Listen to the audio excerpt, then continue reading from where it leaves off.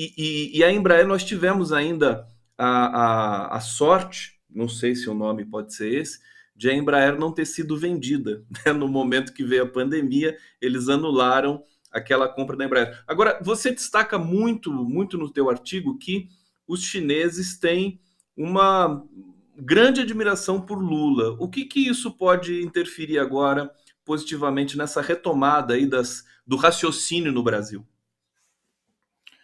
Bom, pode interferir muito, né, Conde? Porque, de fato, quer dizer, o presidente Lula criou uma relação, né, nos 8 anos do seu governo, e que foi estendido, né, no governo da presidenta Dilma, uma relação de muita admiração, muito respeito. Ele é muito querido aqui na China, né? Inclusive, nas semanas anteriores aqui, a gente ouvia, né, de várias pessoas que acompanham o Brasil, de mídia, né, de setores do governo, estavam todos esperançosos com a vitória do presidente Lula, e ela se realizou. Então, isso vai ser o nosso trunfo, né, nossa carta na manga.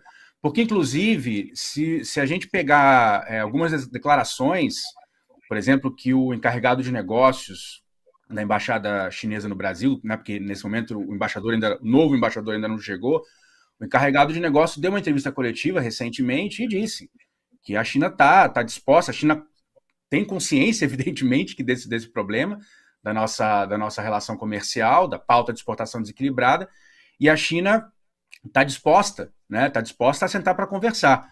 Assim como no 20º Congresso, a China também, né, no relatório que foi lido pelo secretário-geral Xi Jinping, a China deixou claro que está comprometida, né, com a diminuição das desigualdades entre o Norte e o Sul e que vai ajudar o Sul Global a acelerar o seu desenvolvimento, né?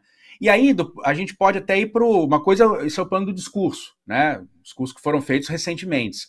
Agora, o que eu também trago no artigo, né, é um exemplo muito próximo nosso, aqui do lado, ou ao sul, né, dos nossos irmãos.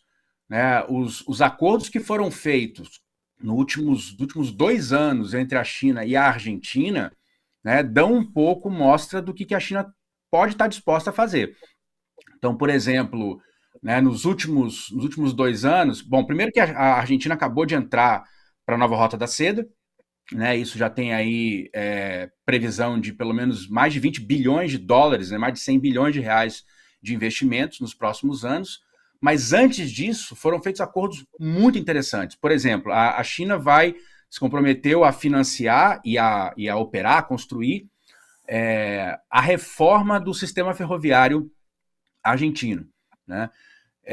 Do ponto de vista do setor energético, que aliás esse é outro tema, né, que eu estou no artigo, quer dizer, esse foi o grande foco do investimento chinês nos últimos anos. O governo chinês, então, fechou acordo para expandir o Parque Cauchari, que é o maior parque de energia solar da América Latina, que já é um investimento chinês original. Vão construir uma usina hidrelétrica, que aliás chama Kirchner, né? Mais de 20 bilhões de reais, né? Vão financiar e vão construir. E o mais interessante de tudo foi um acordo nuclear em que a China não só se comprometeu a financiar uma usina de 8 bilhões de dólares, né, daí mais de 40 bilhões de reais, uma usina que vai ser responsável por um aumento de quase 7% na produção de energia do país inteiro, da Argentina inteira. Mas o mais interessante, Conde, além dessa questão, é a questão estratégica da transferência de tecnologia. Né? É isso que a China dominou ano passado, recentemente, a sua tecnologia nuclear, depois de anos usando tecnologia dos Estados Unidos e da França e aprendendo, né? E fazendo engenharia reversa, né? E aprendendo. Mas a China, então, vai transferir essa tecnologia para a Argentina.